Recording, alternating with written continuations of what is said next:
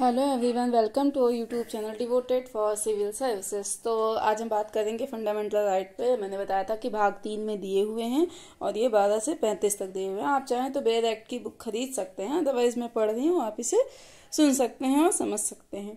तो देखिए, bare act में लिखा है आर्टिकल 12 में, पहले बेयर एक्ट का पढ़ती हूँ फिर आपको समझाती हूँ। तो बेयर एक्ट में लिखा है आर्टिकल 12 में राज्य की परिभाषा दी हुई है। उसमें दिया गया है कि राज्य के अंतर्गत भारत की सरकार और संसद तथा राज्यों में से प्रत्येक राज्य की सरकार और विधानमंडल तथा भारत के राज्य क्षेत्र के भीतर या भारत सरकार के नियंत्रण के अधीन सभी स्थानीय और अन्य प्राधिकारी, ठीक है ना, ये आएंगे इसकी परिभाषा के अंतर्गत। देखिए, मैंने कहा कि इसमें कौन कौन शामिल है। शुरू में बताया गया राज्य का मतलब क्या है, एक निश्चित भूक्षेत्र में रहने वाले लोग जिनकी अपनी संप्रभु सरकार होनी चाहिए। मतलब लेकिन राज्य से हम कई बार स्पष्ट नहीं हो पाते हैं कि हम राज्य कहें, मतलब कि मोदी सरकार या योगी सरकार, इस तरीके के। तो एक तो तकनीकी अर्थ में राज्य का मतलब भारत से, पहले तो ये समझ लीजिए। दूसरा, क्योंकि भारत के ही पास संप्रभुता है, लेकिन लोकप्रिय रूप में राज्य आपको यूपी, एमपी, बिहार ये सब देखने को मिलेंगे। तो आप लोकप्रिय रूप में राज्य को देखते हैं, ना कि तकनीकी रूप में। इसलिए इसे और अधिक स्पष्ट करने के लिए संविधान के आर्टिकल 12 में बताया गया है। भाग 3 में मूल अधिकार यानी 12 से 35 के बीच, मतलब 12 से 35 के बीच में है। अगर कहीं भी राज्य शब्द का उल्लेख होता है तो राज्य का मतलब होगा, क्या होगा राज्य का मतलब, समझिए, भारत सरकार और संसद। दूसरा क्या होगा, राज्य की सरकार और विधानमंडल। इसका मतलब ये हो गया कि केंद्र में जैसे मोदी जी की सरकार है और पार्लियामेंट है, उसी तरह यूपी बिहार में क्या है, सीएम है और उनका मंत्री परिषद है, कानून बनाने संस्था यानी कि विधानमंडल है। और क्या बोलेंगे हम, सभी स्थानीय प्राधिकारी यानी कि नगर पालिका, पंचायत। और मैं क्या बोलूंगी कि अन्य प्राधिकारी यानी कि ओएनजीसी, गेल, सेल, इस तरीके के, यानी कि जो सार्वजनिक प्रकृति के कार्य करते हैं, नियम बनाने की शक्ति जिनके पास होती है वो। बात समझ में आ गई। ये सभी हमारे राज्य के अंतर्गत आएंगे। तो अन्य प्राधिकारी का मतलब जैसे क्या कि वे प्राधिकारी जो सार्वजनिक प्रकृति के कार्य करते हैं, उन्हें मतलब हम उन्हें राज्य की परिभाषा में रखते हैं। सार्वजनिक प्रकृति का मतलब हो गया जिन्हें नियम बनाने का अधिकार होता है, जिनको यहाँ पर राज्य के ही भाग के रूप में काम करने का अधिकार होता है। तो इस राज्य की परिभाषा में न्यायपालिका कहीं भी आपको इसमें दिखाई नहीं दे रहा है। हमारी न्यायपालिका सर्वोच्च या उच्च दो तरीके का काम करती है। इनका एक रोल होता है, जब ये निर्णय देते हैं तो ये किसी मतलब कानून या विवाद के संबंध में व्याख्या करते हैं, यानी न्यायिक भूमिका निभा रहे होते हैं। दूसरा इनका काम होता है प्रशासनिक काम का, मतलब हो गया सर्वोच्च न्यायालय के परिसर में अलग अलग कर्मचारियों की नियुक्ति कैसे होगी, कोई भी न्यायिक कार्यवाही कितने बजे किस रूप में होगी, कौन से न्यायाधीश करेंगे, क्या कैसे करेंगे, यहाँ पर वो न्यायिक निर्णय नहीं दे रहे हैं बल्कि प्रशासनिक कार्य कर रहे हैं। तो न्यायपालिका के दो कार्य हैं, एक जुडिशियल कैपेसिटी में किए जाने वाले कार्य और एक एडमिनिस्ट्रेटिव कैपेसिटी में किए जाने वाले कार्य। सर्वोच्च या उच्च न्यायालय के परिसर के अंदर जो भी वहां पर प्रशासनिक गतिविधियां होती हैं, यानी वहां पर जो कामकाज संचालित होता मतलब संचालित होने के लिए जो नियम बनाए जाते हैं, ये नियम न्यायपालिका खुद बनाती है, सरकारें नहीं बनाती हैं। और इसलिए वो नियम जो कामकाज संचालित करने के लिए, उसे हम मतलब क्या कहेंगे, नियमों को प्रशासनिक नियम कहते हैं। समझ में आया ना, प्रशासनिक नियम कहते हैं। जब न्यायपालिका न्यायिक निर्णय देती है यानी न्यायिक क्षमता में कार्य करती है तो वह राज्य की परिभाषा में शामिल नहीं होते हैं। लेकिन अगर न्यायपालिका प्रशासनिक कार्य कर रही होती है तो उसे राज्य की परिभाषा में शामिल किया जाता है। बात समझ में आई? क्योंकि जब वह प्रशासनिक काम कर रही है तो वह नियम बना रही है, वह सार्वजनिक प्रकृति के काम कर रही है, जिसे राज्य की परिभाषा में रखा जाता है। रिलायंस अन्य प्राधिकारी में शामिल नहीं है। समझ में आए ना? तो न्यायपालिका जब न्यायिक भूमिका में हो, मैंने क्या कहा, तो वह राज्य की परिभाषा में शामिल नहीं होती है। लेकिन जब वह प्रशासनिक भूमिका में कार्य करे तो वह राज्य की परिभाषा में शामिल होती है। समझ लीजिए, हमने कहा कि राज्य के विरुद्ध मूल अधिकार मिले हुए हैं, कि राज्य हमारे राज्य हमारे अधिकारों को छीन नहीं सकता। आप सोचिए, राज्य हमारे अधिकारों को कैसे छीन सकता है? राज्य के पास सबसे बड़ा हथियार होता है कानून। राज्य कोई कानून बनाए और कानून के जरिए कहे कि आज से मतलब कोई नॉनवेज नहीं खाएगा, तो लोग कहेंगे कि लो हमारे खानपान के अधिकार पे, मतलब हमारा खानपान का अधिकार हमसे छीना जा रहा है। कानून की सरकार के खिलाफ बोला तो कोई 5 साल की सजा, कोई बोलेगा तो सरकार सही करे या गलत करे, कोई विरोध प्रदर्शन नहीं। तो ये कानून के अधिकार छीनने की कोशिश अमूमन सरकारों द्वारा किया जाता है। इसलिए जब हमारा भाग 3 शुरू होता है तो मूल अधिकार बाद में बताते हैं, पहले राज्य के बारे में, मतलब जो राज्य कानून बनाता है इनमें मतलब किन कानूनों से हमें संरक्षण मिलता है किस किस प्रकार से, फिर बाद में कुछ और। ठीक है, तो फिर हम देखेंगे यहाँ पे आर्टिकल 13 क्या लिखा है बेयर एक्ट में कि मूल अधिकारों से असंगत या उनका अल्पीकरण करने वाली विधियां। अल्पीकरण का मतलब हो गया कि शून्य या कम से कम, इस तरीके से शून्य ही समझिए आप करने वाली विधियां। तो यानी अगर कोई भी ऐसा कानून बनाया जा रहा हो जो मूल अधिकारों से असंगत या विरोधी हो या उनको कम करे। बात समझ में आई ना? जैसे हमको स्वतंत्रता का अधिकार दिया गया है, आप ये समझिए कि और कोई कानून बनाकर हमें इस अधिकार को कम या खत्म किया जा रहा है, मतलब किया जाता है ऐसे समझ लीजिए। तो इसके लिए आर्टिकल 13 हमको संरक्षण देता है।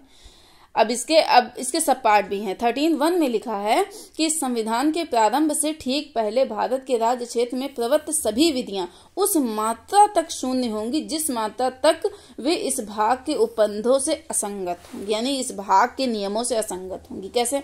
मतलब यहाँ उन अधिकारों के बारे में बताता है जो संविधान के पहले ही बनी थी तथा लागू हुई थी। जैसे 26 जनवरी 1950 को संविधान लागू हुआ और उन्हीं कानूनों को कंटिन्यू जो ब्रिटिश काल में थे किया गया।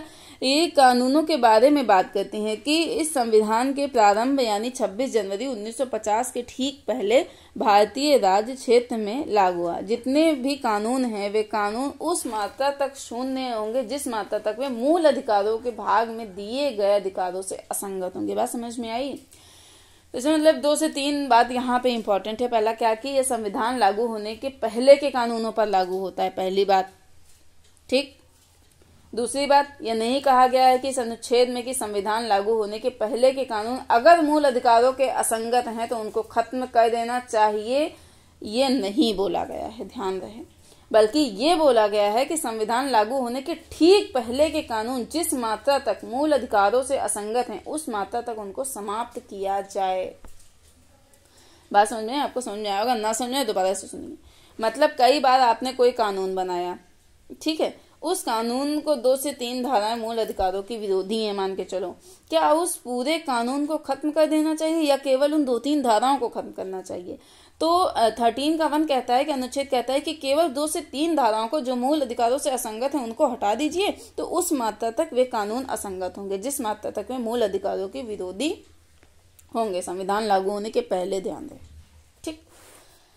अब बात करते हैं, इसमें सब पार्ट है 13(2). इसमें लिखा है कि राज्य कोई ऐसी विधि नहीं बनाएगा जो इस भाग द्वारा प्रदत्त अधिकारों को छीनती है या न्यून करती है या कम करती है।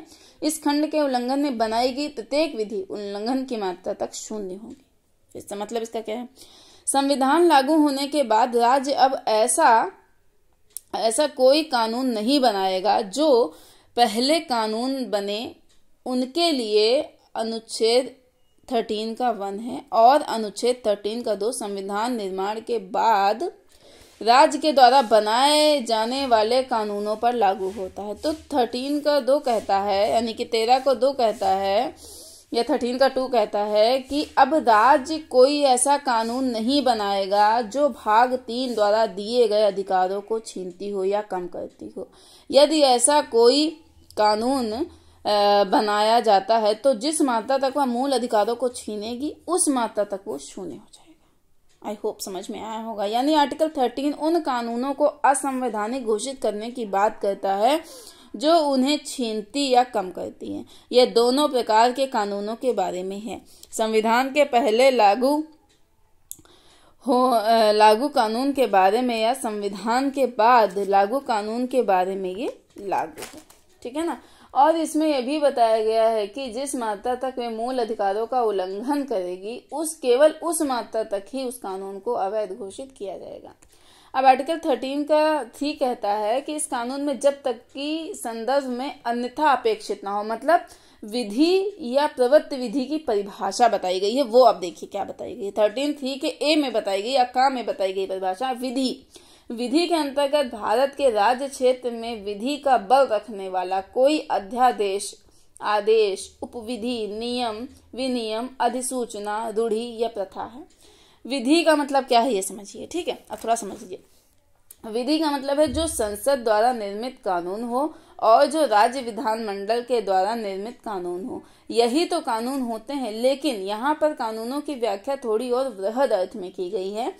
यहाँ कहा गया है कि केवल संसद या विधानमंडल वाले कानून ही नहीं, बल्कि राष्ट्रपति के द्वारा अध्यादेश जारी किया जा सकता है। सरकार यानी कार्यपालिका के द्वारा आदेश जारी किया जा सकता है। कई बार उपविधि बनाए जाते हैं, नियम विनियम बनाए जाते हैं, नोटिफिकेशन या अधिसूचना जारी की जाती है, प्रथा या कस्टम हमारे यहाँ कई हैं। हम इन सबको भी विधि के रूप में देखेंगे, यानी केवल संसद या विधानमंडल के द्वारा बनाए गए कानूनों पर ही एक कानून का अनुच्छेद लागू नहीं है कि वह मूल अधिकारों को नहीं रोक सकता है। अगर कोई अध्यादेश मूल अधिकारों को सीमित करता है तो वह अध्यादेश भी असंवैधानिक होगा। कोई आदेश, कोई नियम, उपविधि, उपनियम, अधिसूचना, कोई रूढ़ि, परंपरा, प्रथा, अगर इनमें से कोई भी मूल अधिकारों को कम या समाप्त करती है तो उन्हें अवैध या असंवैधानिक घोषित कर दिया जाएगा।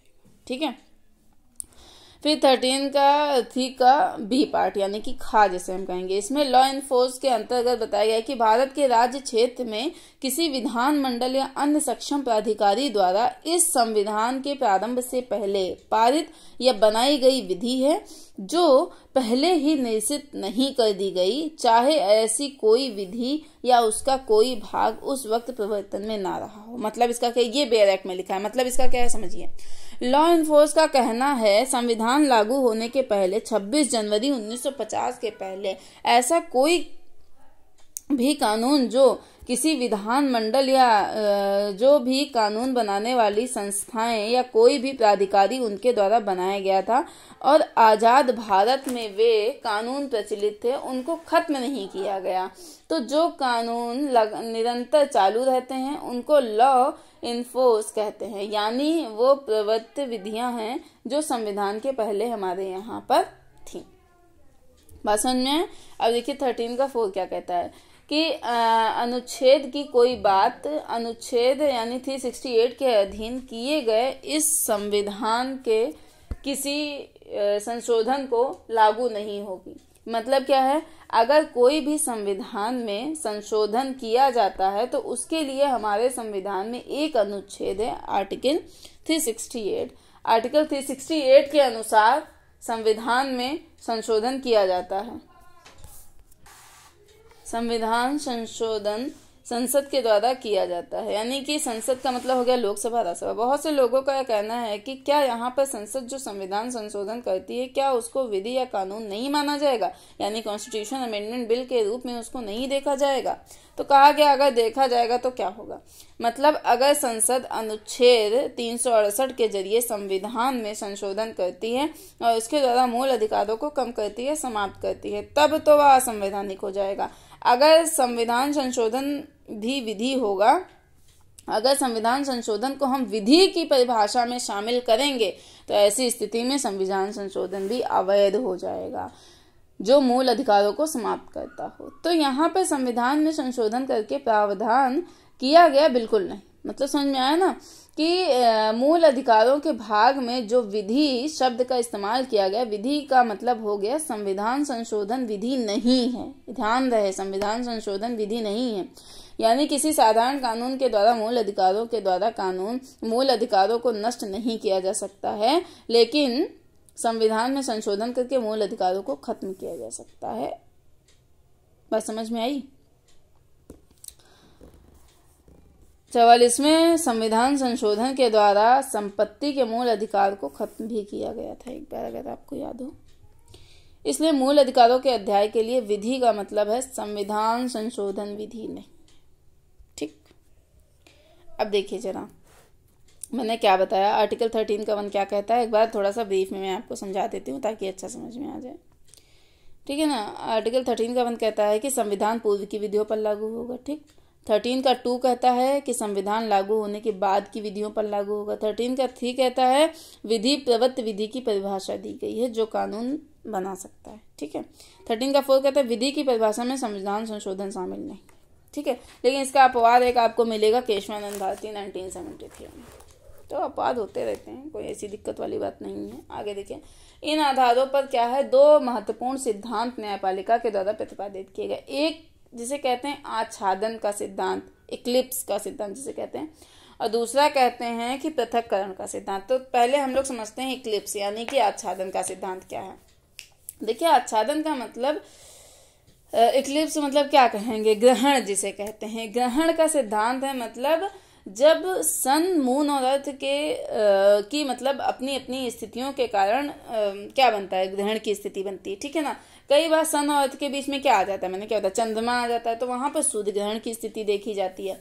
ठीक इसी तरीके से मूल अधिकारों के संबंध में भी ग्रहण आता है, और वह ग्रहण कब आता है, पहले इसे समझते हैं जिस पर यह आच्छादन का सिद्धांत लागू होता है। माना कि मतलब आप ये मान लीजिए कि 1950 संविधान लागू होने के पहले कोई कानून था, ठीक है, हमारे यहाँ, और वह कानून किसी मूल अधिकार का उल्लंघन करता था। 1950 में जब हमारा मूल अधिकार बना, उसमें वह जो कानून था वह मूल अधिकारों से असंगत था, इसलिए बोला गया कि वह अवैध या शून्य होना चाहिए। मतलब कि क्या है, कोई भी कानून चाहे वह संविधान के पहले हो या बाद में बना हो, अगर मूल अधिकारों को छीनता या कम करता है तो उसे अवैध हो जाएगा, जिस मात्रा तक वह छीनता होगा, ठीक है ना।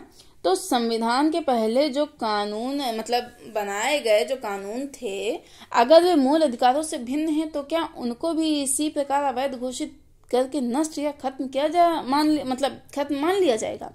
यह मुद्दा न्यायालय में पहुंचा। बात समझ में आई ना। न्यायालय ने कहा कि नंबर 1 बात उन्होंने बताई कि पहला तो मुद्दा ये है कि संविधान लागू होने के पहले जो कानून बनाए गए थे, क्या उस वक्त देश में कोई मूल अधिकार था? जब देश में संविधान बनेगा तब तो फंडामेंटल राइट आएंगे भाई। तो जब संविधान लागू होने के पहले कानून बनाए गए तो मूल अधिकार इत्यादि जैसी कोई कॉन्सेप्ट मतलब था ही नहीं, क्योंकि हमारा संविधान तो आया ही नहीं था।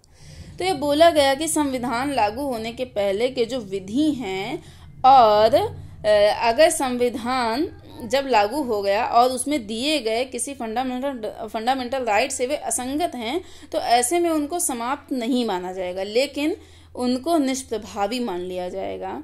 तो जो कानून होगा उस पर मूल अधिकार आकर मतलब आच्छादित हो जाएगा, यानी क्या कहेंगे इसको हम, बैठ जाएगा। कैसे मतलब समझिए कि मूल अधिकार प्रभावित हो जाएगा, ऐसे समझिए। वो कानून तब जाएगा, लेकिन मतलब वो कानून तब जाएगा कि अगर भविष्य में कभी वह जो मूल अधिकार है वह मूल अधिकार को समाप्त कर दिया गया है, जैसे ही वह मूल अधिकार हटा लो तो वह कानून फिर से प्रभावी हो जाएगा। ये है इसका मतलब। जैसे फिर से समझिए, 1950 के पहले मान लीजिए एक कोई कानून बना, और वह कानून यह अधिकार सरकार को देता है कि बिना किसी आधार के किसी भी नागरिक को संपत्ति का अधिकार अधिग्रहित कर सकता है, ठीक है ना। अब 1950 में जब संविधान लागू हुआ तब मूल अधिकार आर्टिकल 31 में कहा गया कि केवल विधि द्वारा स्थापित प्रक्रिया से ही राज्य नागरिकों से संपत्ति ले सकता है। यानी जो संविधान के पहले का कानून था वह फंडामेंटल राइट आर्टिकल 31 के तहत दिए गए संपत्ति के मूल अधिकार के यानी कि फंडामेंटल राइट के खिलाफ था। तो ऐसे में संपत्ति का फंडामेंटल राइट उसके ऊपर प्रभावी हो जाएगा, वो जो कानून है वो दब जाएगा। उस कानून का कोई मतलब नहीं रहेगा, वो निष्प्रभावी या निष्क्रिय कानून हो जाएगा। कब तक रहेगा? जब तक कि ये जो संपत्ति का मूल अधिकार है उसके ऊपर बना रहेगा, तब तक रहेगा। अब सोचिए 1978 में 44वें संविधान संशोधन द्वारा संपत्ति के मूल अधिकार को समाप्त कर दिया गया, और ये जो संपत्ति का मूल अधिकार है वो हट गया, और जो कानून था वो फिर से प्रभावी हो गया। तो इसे ही कहते हैं आच्छादन का सिद्धांत, यानी कि कहते हैं कि मूल अधिकार संविधान के पहले के कानूनों को आच्छादित कर लेते हैं अगर वे मूल अधिकारों के खिलाफ हैं। तो आच्छादन के सिद्धांत के तहत संविधान पूर्व ऐसी विधि जो मूल अधिकारों से असंगत हो या उसे सीमित करती हो उसे संविधान लागू होने के बाद संबंधित मूल अधिकारों द्वारा आच्छादित कर लिया जाता है। यानी अतः मतलब ये कहा जा सकता है कि संविधान लागू होने के बाद ऐसी विधि समाप्त नहीं होती बल्कि अप्रभावी या निष्क्रिय हो जाती है, और यदि संबंधित फंडामेंटल राइट को समाप्त कर दिया जाए तो ऐसी विधि पुनः प्रभावी हो जाती है। कुल मिला के कहने का मतलब ये है। अब समझते हैं डॉक्ट्रिन ऑफ सिविलिबिलिटी यानी कि पृथक्करण का सिद्धांत क्या है। तो देखिए आर्टिकल हमने क्या बताया 13(1) 13(2) में है कि कोई भी कानून जो मूल अधिकारों से असंगत है उस मात्रा तक अवैध घोषित की जाएगी जिस हद तक वे फंडामेंटल राइट को कम या नष्ट करती हैं। तो कोई अगर कानून बना है तो उस कानून के कुछ प्रावधान अगर मूल अधिकारों से भिन्न है तो उन प्रावधानों या कानूनों को समाप्त किया जाएगा। तो पृथक्करण का सिद्धांत कहता है कि बस उन भागों को, उन प्रावधानों को पृथक कर दीजिए तो पूरा कानून क्या रहेगा, वैध रहेगा। तो कहने का मतलब क्या है कि आर्टिकल 13(2) के तहत संविधान लागू होने के बाद राज्य कोई ऐसी विधि नहीं बनाएगा जो फंडामेंटल राइट को छीनते हो या न्यून करते हो या कम करते हो। ऐसी कोई विधि फंडामेंटल राइट का उल्लंघन करती हो तो उल्लंघन की मात्रा तक शून्य होगी। अतः मतलब कहा जा सकता है कि न्यायपालिका के अनुसार इस सिद्धांत के तहत किसी विधि के तहत केवल वे भाग अवैध माने जाएंगे जो मूल अधिकारों से असंगत हों, जबकि विधि का शेष भाग वैध माना जाए। अब हम बात करते हैं मूल अधिकारों की विशेषता की, ठीक है ना। तो मूल अधिकार संविधान द्वारा गारंटी प्राप्त वह अधिकार है जो व्यक्तित्व विकास के लिए आधारभूत होता है। तो मूल संविधान मतलब 1950 का में कितने फंडामेंटल राइट थे, केवल 7 थे। लेकिन आज संपत्ति का अधिकार समाप्त हो गया है और वर्तमान में संपत्ति का अधिकार आर्टिकल 300A में मतलब उसके तहत जो है कानूनी या विधिक अधिकार जो है। यानी पहले आर्टिकल 31 संपत्ति का अधिकार फंडामेंटल राइट हुआ करता था, लेकिन 44वें संविधान संशोधन 1978 के तहत संपत्ति के फंडामेंटल राइट को नष्ट कर दिया गया है और अब इसे 300A में या 300 का में इसे शामिल कर दिया गया है, जिसे अब संवैधानिक या कानूनी अधिकार कहते हैं। लेकिन अब जो संपत्ति का अधिकार है फंडामेंटल राइट नहीं है, ठीक है। तो मूल अधिकारों की अवधारणा कहाँ से ली गई है, अमेरिका के संविधान से ली गई है। वो भी कहाँ से, अमेरिका के संविधान से, बिल ऑफ राइट्स जो है ना उससे प्रेरित है, उनका जो है संविधान उससे प्रेरित है। मूल अधिकारों की सामान्य विशेषताएं क्या हैं वो निम्न है। देखिए मूल अधिकार प्रवर्तनीय अधिकार यानी वादयोग अधिकार है, मतलब अगर इनका उल्लंघन होता है तो इन्हें वापस पाने के लिए अर्थात मतलब कि क्या कर सकते हैं, उल्लंघन की स्थिति में आर्टिकल 32 के तहत सर्वोच्च न्यायालय और आर्टिकल 226 के तहत आप उच्च न्यायालय में सीधे जा सकते हैं।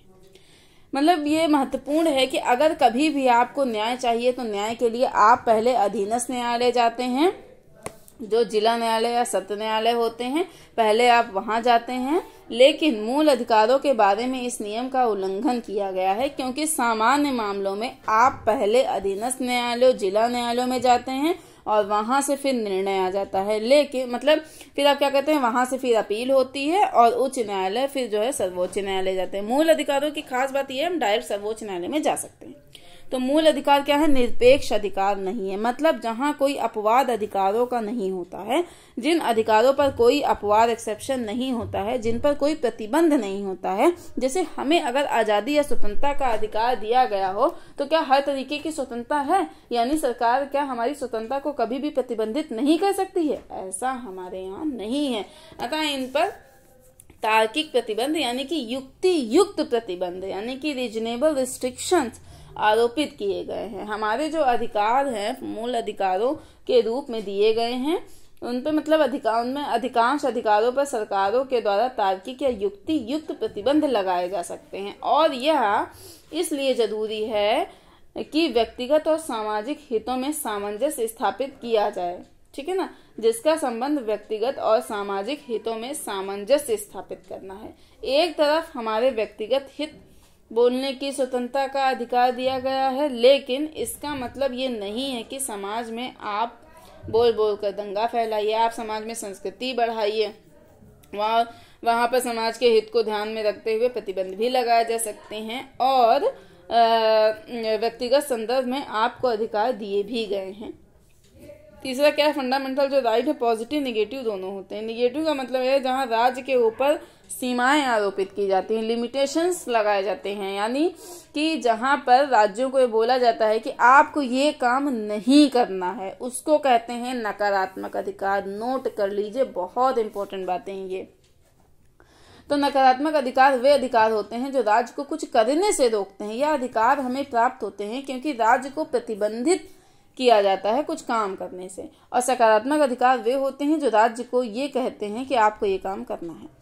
तो मतलब क्या है कि मूल अधिकार सकारात्मक और नकारात्मक रूप में होते हैं। नकारात्मक अधिकार राज्य की शक्ति को सीमित करते हैं, अर्थात लोगों के जीवन में हस्तक्षेप करने से रोकते हैं। ठीक है, जैसे राज्य के द्वारा धर्म, जाति, मूल वंश, लिंग, जन्म स्थान आदि के आधार पर कोई भेदभाव नहीं किया जाएगा। जहां भी नहीं शब्द आएगा, राज्य ये वो काम नहीं करेगा। राज्य के ऊपर प्रतिबंध लगा दिया गया है। राज्य दखल नहीं देगा, तो वह नकारात्मक अधिकार होता है। सकारात्मक अधिकार राज्य को कुछ करने को प्रेरित करते हैं। जो सकारात्मक अधिकार होते हैं वो राज्य को कुछ करने को प्रेरित करते हैं। अतः राज्य द्वारा किए गए प्रयास समाज के कमजोर वर्गों के लिए विशेष प्रावधान किया करते हैं। ठीक है ना, जैसे संविधान में मूल अधिकारों में लिखा है कि महिलाओं और बच्चों के लिए राज्य द्वारा विशेष प्रावधान किया जाएगा। मतलब पॉजिटिव मतलब सकारात्मक अधिकार हो गए हैं। ठीक है, और अगर ये कह दिया जाए नहीं किया जाएगा तो ये हो जाएगा नेगेटिव, मतलब नकारात्मक। तो नकारात्मक अधिकार मैंने कहता है राज्य को रोकते हैं, सकारात्मक अधिकार राज्य को कुछ करने की प्रेरणा देते हैं। ठीक है ना, समझे।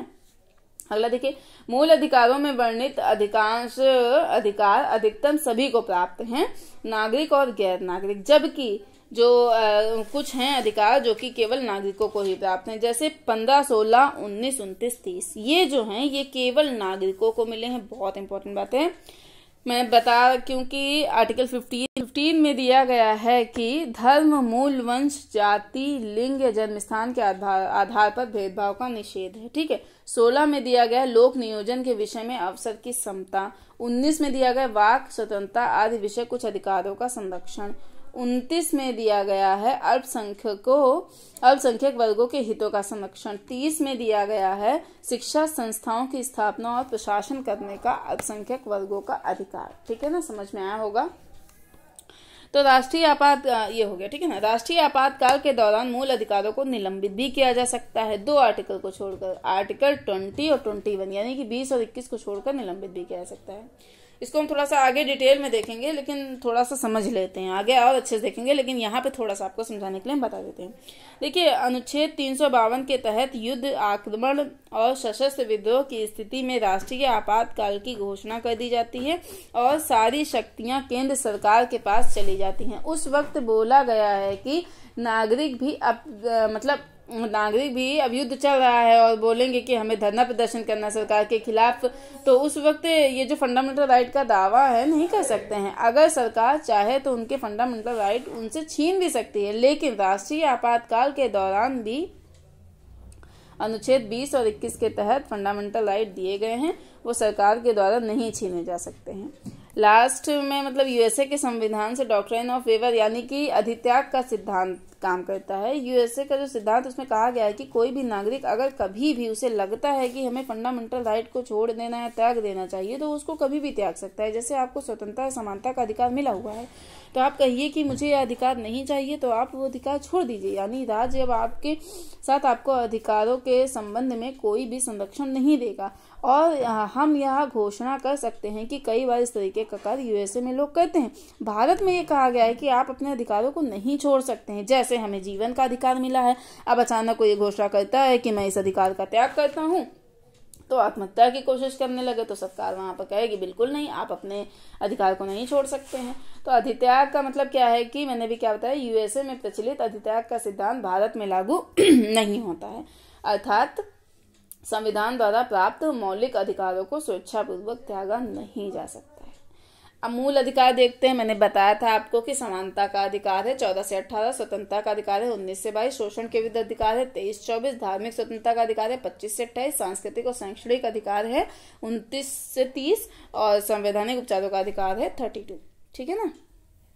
अब देखिए हम थोड़ा पढ़ते हैं यहाँ पे समानता का अधिकार क्या होता है, आर्टिकल 14 से 18। तो आखिर इसे क्यों प्राथमिकता दी गई? समानता का अधिकार पहले स्वतंत्रता या शोषण के विरुद्ध अधिकार के बाद में, मतलब क्यों नहीं, मतलब ये चीज हमको पहले ही क्यों देगी समानता का अधिकार? ये नीचे भी तो हो सकता था, बाकी ऊपर भी तो हो सकता था, ऐसा नहीं है। देखिए कैसे, संक्षिप्त मतलब ये कहा जाए कि असल में समानता का अधिकार देने की एक बड़ी वजह भारतीय समाज की जो संरचना थी वो यहाँ पर देखी जाती है। हमारा जो भारतीय समाज था ये मतलब क्या था, पद सोपानिक समाज था। मतलब जहाँ पर समाज ऊंच नीच के आधार पर विभाजित हो, जहाँ पर समाज में लोगों की सामाजिक स्थिति अलग अलग मानी जाती है और यह सामाजिक स्थिति कई बार जन्म, आर्थिक व्यवस्था, लिंग के आधार पर अलग अलग रूप में देखी जाती है। जैसे हमारे परंपरागत भारतीय समाज में जातिगत व्यवस्था के आधार पर देखा जाता था कि यहाँ उच्च और निम्न जातियों का एक स्तरीकरण देखा जाता था और उच्च जातियों को तमाम तरीके के सामाजिक विशेषाधिकार मिले हुए थे, जबकि निम्न जातियां इन सब चीजों से उपेक्षित या वंचित महसूस की जाती थी। खासकर अनुसूचित जातियां यानी कि SC ST के संदर्भ में यदि बात की जाए तो अस्पृश्यता जैसे कुप्रथा की शिकार हुआ करती थी ये जातियां और उनसे एक दूरी बनाकर रखते थे लोग। ये जो स्थिति भारतीय समाज की थी मानवीय गरिमा यानी ह्यूमन डिग्निटी के खिलाफ थी। यह भारतीय समाज की ऐसी स्थिति थी, ऐसी समस्या थी जो पूरे भारतीय समाज की छवि को धूमिल करती थी और समानता की भावना के न होने के कारण राष्ट्र के एकीकरण में भी बाधा आ रही थी। आप सोचिए, अगर अस्पृश्य जातियों में यह भाव उत्पन्न होता है कि हमें तो बिल्कुल उपेक्षित या वंचित स्थिति में रखा गया है, तो क्या ये देश हमारा है? क्या यह समाज हमारा है? जो स्कूल कॉलेज में हमें मतलब जाने नहीं दिया जाता है, या हमें नदियों तालाबों में नहीं मतलब जाने दिया जाता, मंदिरों में नहीं प्रवेश जाने दिया जाता, नहीं रोका जाता है, ऐसे में समाज के वर्ग के अंदर बंधुत्व की भावना का विकास हो ही नहीं सकता है, जो देश के एकीकरण के लिए अति आवश्यक है। यानी समानता का अधिकार केवल जरूरी नहीं होता है कि केवल मानवीय गरिमा के भाव को सुनिश्चित करे और समाज में समानता लेकर आए, बल्कि यह इसलिए भी जरूरी है कि ऐसी व्यवस्था थी कि हमारे समाज में समाज का जो एकीकरण होना चाहिए और राष्ट्र का जो एकीकरण होना चाहिए था वह असमानता के भाव का कारण नहीं हो रहा था। इसलिए समानता का अधिकार तो निश्चित रूप से ये बेहद जरूरी हो जाता है भारत जैसे देश में। ऐसी स्थिति में पहला कदम ये उठाया गया कि समानता के अधिकार के जरिए या भारत में जो रहने वाले मतलब जो लोग हैं उनके अंदर ये भाव उत्पन्न कराया जाए कि ये देश या समाज आपका है और यहाँ पर आपको किसी भी तरीके से अपने को दूसरे से अलग नहीं देखना है। तो भारतीय समाज की पद सोपानिक या विषमतापूर्ण समाज की स्थिति के कारण ही समानता के अधिकार को पहला स्थान दिया, क्योंकि यदि समानता का अधिकार सुरक्षित रहेगा तो इससे आपसी बंधुत्व का विकास होगा, प्रत्येक नागरिक एक दूसरे के अधिकारों का सम्मान कर पाएंगे। इसलिए समानता का अधिकार भारत जैसे देश में अन्य मूल अधिकारों के सफल होने के पहले शर्त के रूप में देखा जा सकता है। तो मैंने क्या बताया, आर्टिकल 14 क्या है? विधि के समक्ष समता या समानता। ठीक है, तो राज्य भारत के राज्य क्षेत्र में किसी व्यक्ति को विधि के समक्ष समता से या विधियों के समान संरक्षण से वंचित नहीं करेगा। आर्टिकल 15 में क्या है कि धर्म, मूलवंश, जाति, लिंग या जन्मस्थान के आधार पर विभेद का प्रतिषेध होगा। 15(1) में क्या है कि राज्य किसी नागरिक के विरुद्ध किसी धर्म, मूलवंश, जाति, लिंग, जन्मस्थान या इनमें से किसी के आधार पर कोई विभेद नहीं करेगा। आर्टिकल 14 में व्यक्ति और आर्टिकल 15 में नागरिक का इस्तेमाल किया गया, ध्यान दिया आपने यहाँ पे। तो आर्टिकल जो मतलब किसी व्यक्ति का मतलब हो गया नागरिक या बाहरी भी हो सकता है। व्यक्ति का मतलब हम अपने देश में रहने वाले लोगों को नागरिकता प्रदान करते हैं। अब अगर कोई USA, यूरोप या दुनिया में के किसी अन्य हिस्से से भारत में आया है, चाहे पर्यटन या काम या मतलब किसी भी उद्देश्य से आया हो, भारत का नागरिक नहीं हो जाएगा, वो गैर नागरिक ही रहेगा। मतलब आर्टिकल 14 कहता है कि यह नागरिक और गैर नागरिक दोनों के लिए है। बात समझ में आई ना? जो 14 है ये नागरिक और गैर नागरिक दोनों के लिए दिया गया अधिकार है। दूसरा, एक वे व्यक्ति होते हैं जो जन्म से ही व्यक्ति के रूप में देखे जाते हैं, जिन्हें हम प्राकृतिक व्यक्ति कहते हैं। प्राकृतिक व्यक्ति का मतलब हो गया कि मनुष्य के रूप में ही जन्म लेता है और मनुष्य को जो विशेषताएं हैं उसके अंदर होती हैं। लेकिन एक व्यक्ति वो भी होता है जो कोई संस्था के रूप में देखा जाता है, जो कोई जीवित व्यक्ति नहीं है, जीवित ऑर्गन नहीं है, बट किसी खास उद्देश्य के कारण हम उसे व्यक्ति के रूप में देखते हैं। जैसे अगर कोई कंपनी भारत में है, जैसे रिलायंस जियो की कंपनी में अंबानी जी काम कर रहे हैं और अंबानी जी को एक इनकम मिलता है, अपनी कंपनी के प्रोप्राइटर्स के रूप में उनको उनका हिस्सा मिलता है, उनको एक आय भी मिलती है। उस आय पर भारत सरकार उनसे आय कर लेती है, यानी इनकम टैक्स लेती है। लेकिन जो जियो कंपनी है वो भी राजस्व लाभ अर्जित करती है और लाभ का एक कर लिया जाता है, जिसे कंपनी का कॉर्पोरेट टैक्स निगम के रूप में जानते हैं हम लोग। इसलिए करारोपण के उद्देश्य से अगर देखा जाए तो मुकेश अंबानी जी प्राकृतिक व्यक्ति हैं, बट जो जियो कंपनी है वह एक विधिक व्यक्ति यानी कि लीगल एंटिटी है। आई होप आप लोगों को समझ में आया होगा। और इस तरह व्यक्ति को दोनों रूपों में देखा जाता है, एक प्राकृतिक व्यक्ति के रूप में और दूसरा विधिक व्यक्ति के रूप में। लेकिन कानून की नज़र में हमें उस व्यक्ति के रूप में ही ट्रीट करते हैं, हालांकि वह कोई प्राकृतिक व्यक्ति नहीं है, वह कोई कंपनी है, संस्था है। तीसरा व्यक्ति का मतलब किसे माना जाए, पुरुष या महिला दोनों, फिलहाल दोनों को माना जाता है, ठीक है ना। लेकिन विवाद हुआ, मतलब आर्टिकल 14 कहता है कि प्रत्येक व्यक्ति को यानी पुरुष या महिला दोनों को। तो सवाल यह है कि ट्रांसजेंडर को किस में रखा जाए, क्योंकि ट्रांसजेंडर ना तो पुरुष है ना फीमेल है। तो ऐसे में व्यक्ति शब्द अपने आप में ट्रांसजेंडर की परिभाषा को शामिल नहीं कर रहा था और ट्रांसजेंडर के अधिकार को आप जिन्हें आप किन्नर या मतलब किन्नर कहते हैं उनके अधिकार सुरक्षित नहीं हो रहे थे। ऐसे में राष्ट्रीय विधिक सेवा प्राधिकरण के द्वारा, जिसे हम नालसा कहते हैं, national legal services authority, NALSA के द्वारा जो है सर्वोच्च न्यायालय में 2013 में एक केस लड़ गया। उस बाद में सर्वोच्च न्यायालय ने ट्रांसजेंडर को भी व्यक्ति की कैटेगरी में शामिल कर लिया है। ओके, तो व्यक्ति का मतलब हमने क्या बताया, नागरिक और गैर व्यक्ति, प्राकृतिक व्यक्ति, विधिक व्यक्ति, पुरुष और महिला। नालसाबाद में सर्वोच्च न्यायालय ने ट्रांसजेंडर को भी व्यक्ति की श्रेणी में शामिल किया। सार ये है, ठीक है। दूसरा शब्द विधि के समक्ष समानता यानी इक्वेलिटी बिफोर लॉ की बात की गई है। मतलब एक जैसी स्थिति में रहने वाले लोगों के साथ समान व्यवहार किया जाए। अगर समाज में सभी लोग एक जैसी स्थिति में हैं तो इनके साथ अलग अलग व्यवहार नहीं किया जाना चाहिए। असल में इक्वेलिटी बिफोर लॉ की धारणा ब्रिटेन से ली गई है। ब्रिटेन में यही सिद्धांत काम करता है और विधि के समक्ष समानता जो ब्रिटेन में है वह रूल ऑफ लॉ पर आधारित है, यानी कानून या विधि के शासन पर आधारित है। विधि के शासन का मतलब हो गया कानून के नज़र में सभी लोग समान हैं। मतलब कानून की नज़र में सभी लोगों के साथ मतलब अलग अलग व्यवहार नहीं किया जाता है। विधि के शासन के कुछ और भी अर्थ हैं, जैसे मतलब कानून का शासन होगा, किसी व्यक्ति का शासन नहीं। यानी अगर कोई व्यक्ति है, अगर उसका शासन हो रहा है, वह जो बोलेगा उसी के अनुसार शासन होगा। तो हो सकता है कि मैं शासक हूँ तो मैं मतलब अपने घर वालों को, अपने रिश्तेदारों को, उनके लिए कानून व्याख्या मतलब अलग करूंगा और बाकी लोगों के लिए कानून की व्याख्या अलग करूंगा। तो यहाँ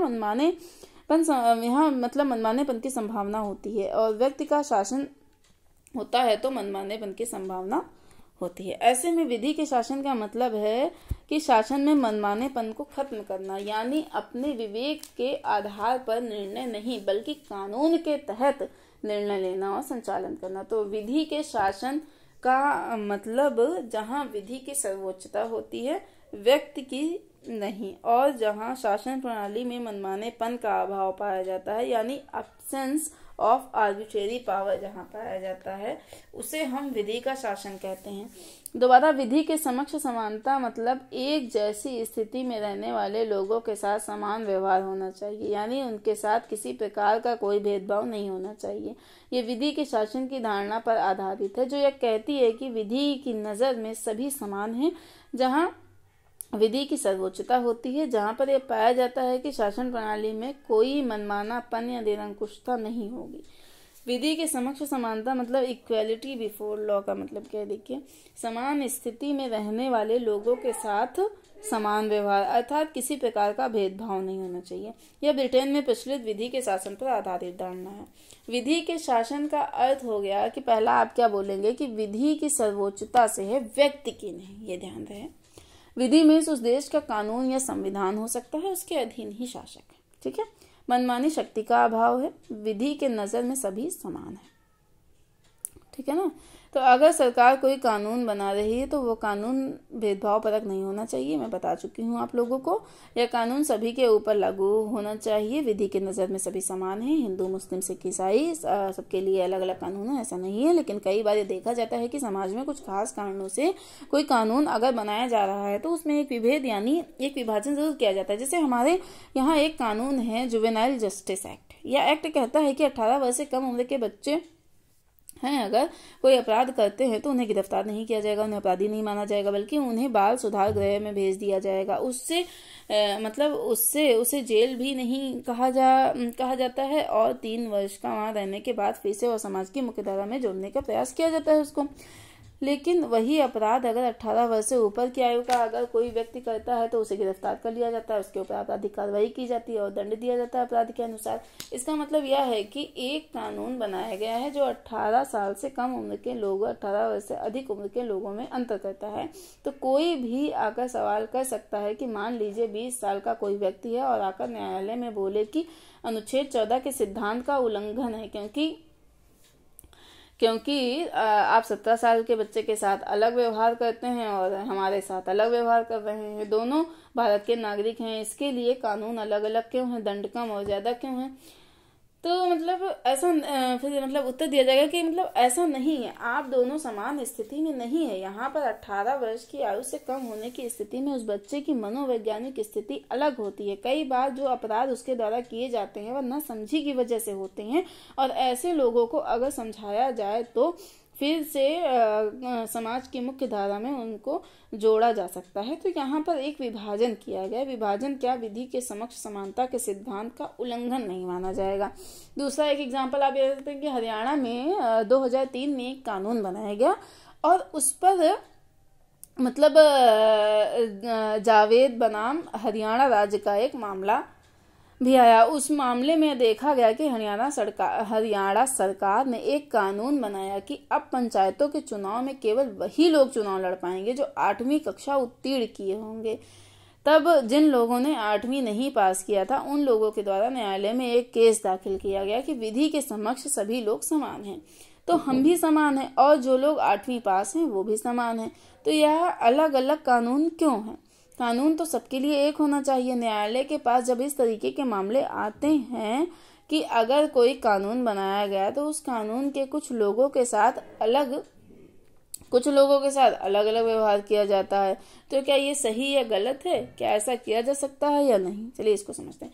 तो एक चीज नोट कर लीजिए, विधि के समक्ष समानता के तहत वर्ग विधान का निषेध है। ओके, मतलब क्लास लेजिस्लेशन या वर्ग विधान का मतलब क्या है? जैसे हिंदुओं के लिए अलग कानून, मुसलमानों के लिए अलग कानून, सिखों के लिए अलग कानून बना रहे हैं, मतलब आप समझ रहे हैं ना। तो अलग अलग कानून, अलग अलग पुरुष के लिए अलग, ऊंची जाति के लिए, निम्न जाति के लिए, समझ में आया होगा आपको। तो अलग अलग कानून अलग अलग वर्गों के लिए नहीं बनाए जा सकते। हमारे यहाँ कानून सबके लिए एक होता है। पहला सिद्धांत ये समझिएगा कि यानी अगर कभी क्वेश्चन आए कि इस तरीके का कि भारत में वर्ग विधान प्रतिबंधित है, तो ये कथन पूरी तरीके से सही है, आप इसे सही टिक करके आएंगे। ठीक है ना। दूसरा क्या है कि लेकिन इसके तहत विधियों के युक्ति युक्त वर्गीकरण को अनुमति दी गई है। विधियों के युक्ति युक्त वर्गीकरण को अनुमति दी गई, इसका मतलब क्या समझिए फटाफट।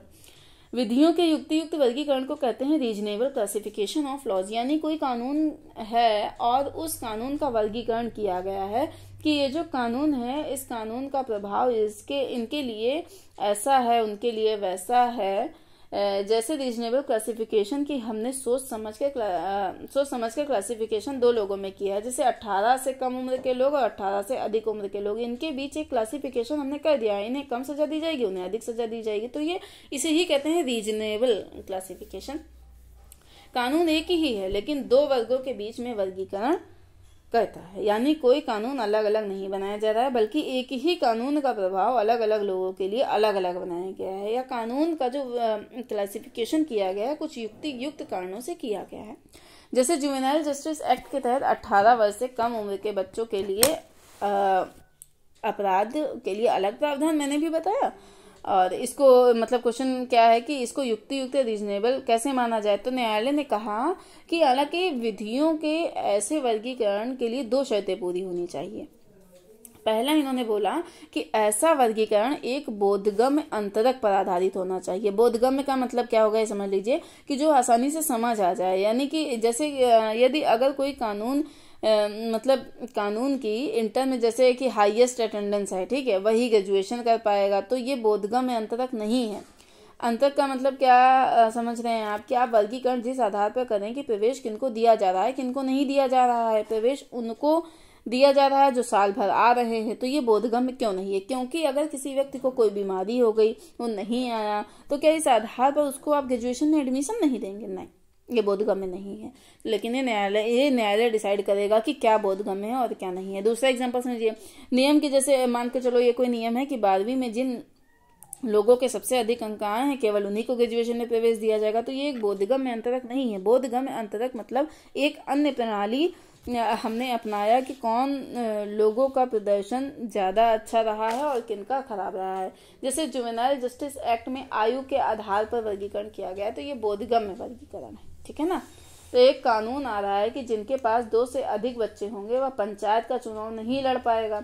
अब यह बोधगम्य अंतर है क्योंकि जनसंख्या नियंत्रण के उद्देश्य को हम प्रमोट करना चाहते हैं। हम आठवीं पास को ही पंचायत के चुनाव में क्यों हिस्सा लेने दे रहे हैं? क्योंकि जो हमने शिक्षा का अधिकार का कानून बनाया है, जो हम चाहते हैं कि सभी तक शिक्षा हो, और जब तक इस तरीके के इंसेंटिव नहीं दिए जाएंगे तब तक लोग पढ़ाई नहीं करेंगे।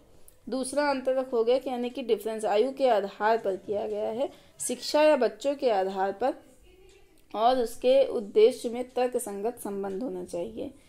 जैसे यानी विधियों का वर्गीकरण आप मनमाने तरीके से नहीं करेंगे, आप आर्बिट्रेरी यानी कि मनमाना तरीके से नहीं करेंगे। आप ये देखेंगे कि जो जिस आधार पर, जैसे आयु के आधार पर आपने कानून बनाया, उद्देश्य ये है कि बच्चों को फिर से देश की या समाज की मुख्य धारा में जोड़ा जाएगा। क्योंकि हमने ये माना है कि कानून में कि बच्चे वयस्कों की तुलना में अपराध करने के लिए क्या मतलब बच्चे का क्या मतलब है कि जानबूझकर अपराध नहीं करते हैं, बल्कि कुछ परिस्थितियां होती हैं जिनको वे नियंत्रित नहीं कर पाते हैं और अपराध कर बैठते हैं, और इसलिए उनके साथ अलग तरीके का व्यवहार किया जाना चाहिए। ये अंतर अगर एक खास कानून के उद्देश्य को पूरा करने के लिए साबित कर दिया जाए तो यह कानून विधियों का वर्गीकरण कर सकता है। तो कह सकते हैं कि अतः विधियों का वर्गीकरण मनमाने आधार पर नहीं होना चाहिए बल्कि तार्किक होना चाहिए। जस्टिस तेंदुलकर बाद में न्यायालय ने इसकी वृहद व्याख्या की है।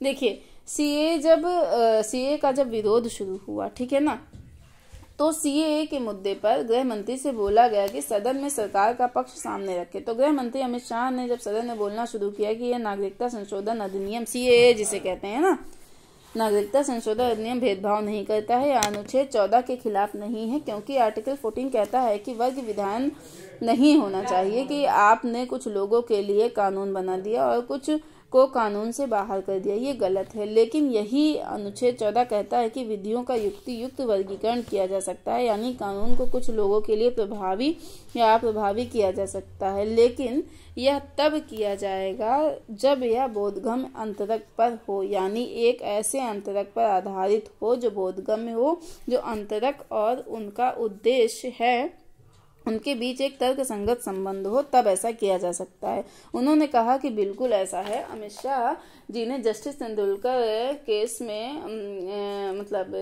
केस को कोट किया, कहा कि इस केस में माननीय सर्वोच्च न्यायालय ने कहा है कि कोई भी कानून और उसमें जो जो उसमें डिफरेंस किया जा रहा है, अगर इनके बीच कोई तर्कसंगत उद्देश्य है तो वह कानून वैध है। उनका कहना है कि मेरा ये कानून वैध है क्योंकि इस कानून का उद्देश्य पाकिस्तान, अफगानिस्तान, बांग्लादेश के धार्मिक अल्पसंख्यकों के ऊपर जो उत्पीड़न हो रहे हैं उनको भारत में संरक्षण देना है और भारत की नागरिकता प्रदान करना है। और इस आधार पर हमने केवल उन धर्मों को यहाँ शामिल किया है जो इन 3 देशों अफगानिस्तान, पाकिस्तान, बांग्लादेश में अल्पसंख्यक हैं। हमारा यह कानून युक्त यानी कि तर्कसंगत है। चूंकि इन तीनों देशों में मुस्लिम राजकीय धर्म है और वहाँ बहुसंख्यक है, इसलिए हमने इस कानून में उनको शामिल नहीं किया। पूरी संभावना है कि न्यायालय भी इसको उचित मान ले, क्योंकि आर्टिकल 14 के तहत विधियों का युक्त या तर्कसंगत है, ठीक है ना। लेकिन हाँ, ये बात अलग है कि सीएए कानून है, इसके पक्ष और विपक्ष में तमाम दलीलें दी जाती हैं, लेकिन इस कानून की वैधानिकता के संबंध में आर्टिकल 14 सही है। ठीक है ना। दूसरा जब ये कहा जाता है कि यह विधि के शासन पर आधारित है, विधि के शासन का मतलब है कानून के नज़र में सभी लोग समान हैं, कोई अलग अलग नहीं है। तो यहीं से एक और धारणा निकलती है कि जिसे हम नेचुरल जस्टिस कहते हैं, यानी प्राकृतिक न्याय। तो यह जो आर्टिकल 14 है प्राकृतिक न्याय पर आधारित है, मतलब विधि के समक्ष समानता की धारणा प्राकृतिक या नैसर्गिक न्याय की धारणा पर आधारित है। ठीक है ना। तो ठीक है, देखिए अभी ये बचा हुआ है आर्टिकल, आज हमने पढ़ाया आपको 12, 13 एंड 14 और 15 का थोड़ा सा पढ़ाया है। इसके आगे मैं आपको कल कंटिन्यू करूँगी कि अगर ये आपसे इंटरव्यू में क्वेश्चन पूछ लिया जाता है कि विधि के समक्ष समानता की धारणा प्राकृतिक या नैसर्गिक की धारणा पर आधारित है या नहीं, तो हम इसे कैसे बताएंगे। तो मैं इसे कल यहाँ से कंटिन्यू करूँगी, या मतलब अपनी नेक्स्ट वीडियो में, नेक्स्ट लेक्चर में कंटिन्यू करूँगी। ठीक है। Okay, thank you. देखते रहिए devoted for civil services. Thank you.